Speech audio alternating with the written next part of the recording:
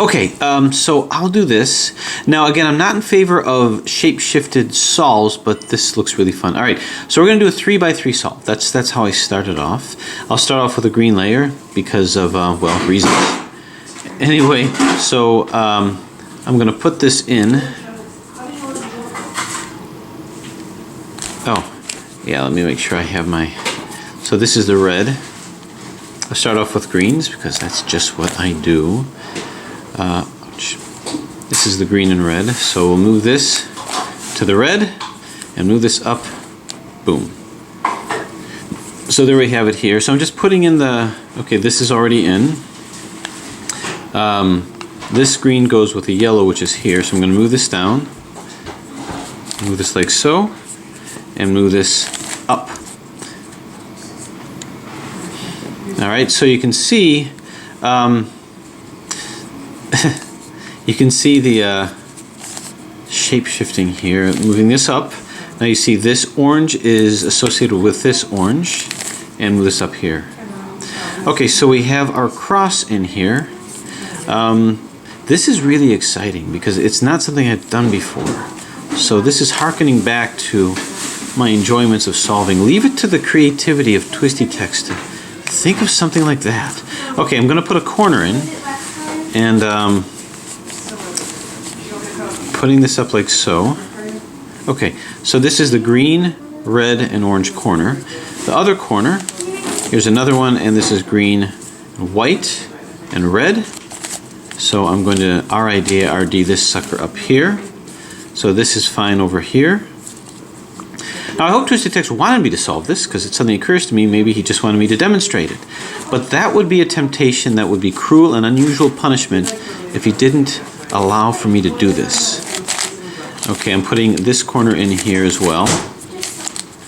Okay, in terms of evaluation of the puzzle itself, I know I use the word smooth moving a lot, but this is really smooth moving. Plus you get the confidence with his work that it's gonna, that you're gonna be just protected with the craftsmanship. Nothing pops, nothing, nothing's unstable. If anything is catching, it's only because of the, okay, I gotta be careful not to move the centers thinking that it's part of the, and this moves up here, and boom. I tell you, just when you think you've seen it all with puzzles, he comes up with something like this. Okay, so we have this, I'm just doing a 3x3 solve. Okay, so now I'm going to get this middle layer.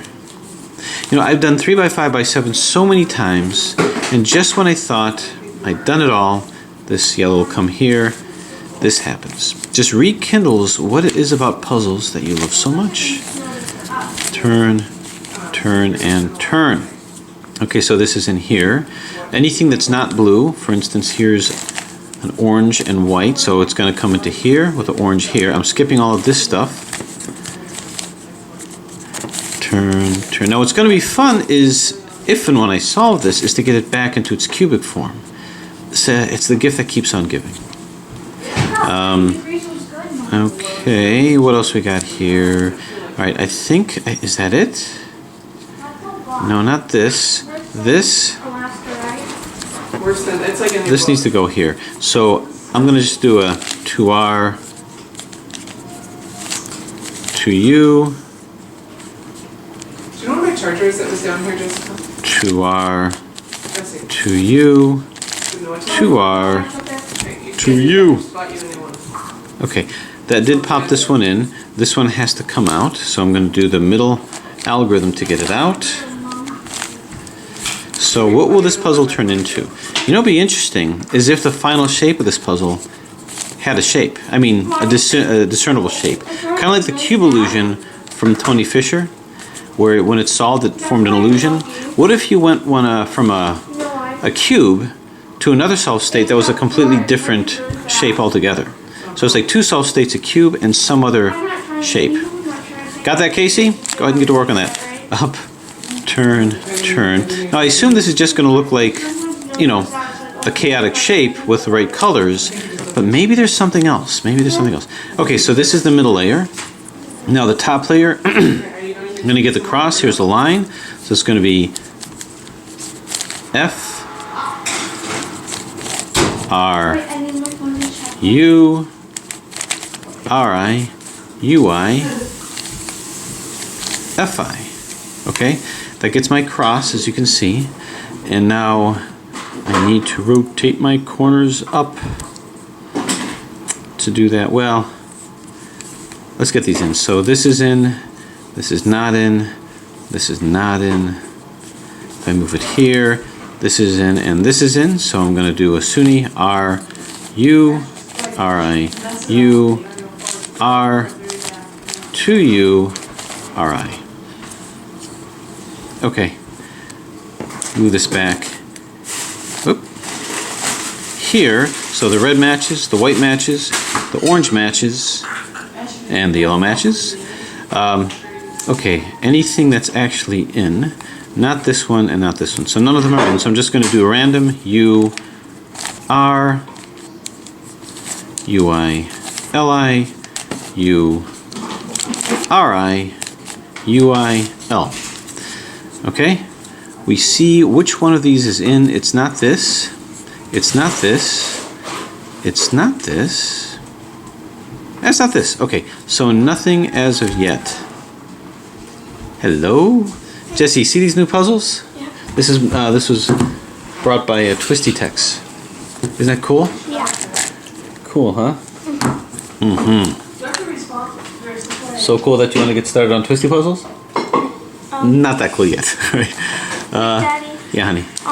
like what is it like? Well, so that's a good question. This is a 3x5x7, and it's made into this nightmare type shape, and this is a 4x6x8, but instead of looking like big bricks, they actually look like cubes. So it's bandaged. Cool. Yeah, cool, exactly. See, Casey? You're cool. L-I, U-I, L, UI, LI. This is just 3x3 solved. There's nothing special that I'm doing. I'm just doing this to get all of my tops oriented here. Then I find two that are in. If I don't find any, I do a corner swap. That's okay. To our U, to our UI, to our. I'm going to turn this here and turn this here, then 2R, UI, 2R, U, 2R. You know, I discovered Casey a little later on, and I'm so glad that I did. Okay, so these are in. So this is a perspective bender because you have to pay attention only to the colors. So now I got to do a corner swap with these two. I've started to unbandage things, but in any case, we've got 2R, gotta be careful, U, 2R, UI, 2R, turn, turn, 2R, UI, 2R, U, and 2R. So, my first part of the solve should be done of a 3x5x7. The very first part of an ultimate shapeshifter is you solve the base cube, which in this case is the 3x3. So this is the 3x3 solve. Now, sorry to say, it's not going to look any less chaotic towards the end. It's just the colors are going to match. Now that we've done this, we start to go to the 4x4 solve, and that basically means edge placement. Because believe it or not, I'm actually bandaging some things here that I don't want to bandage. So let's see how this is going to work.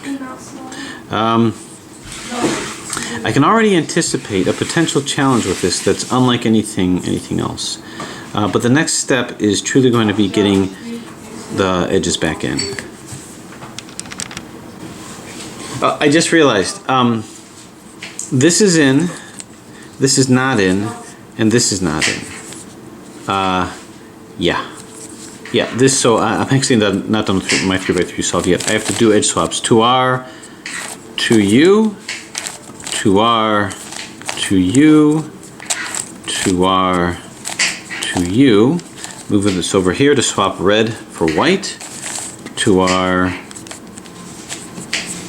U, 2R, U, 2R, 2U, 2R, 2U, 2R, U, 2R, UI, and now 2R. Okay, now this should be the 3x3 solve. Okay, so strike that.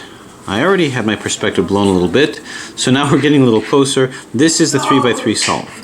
And now from here, we have to start working on potential edges, but I can kind of see problems with how I might end up with bandaging here.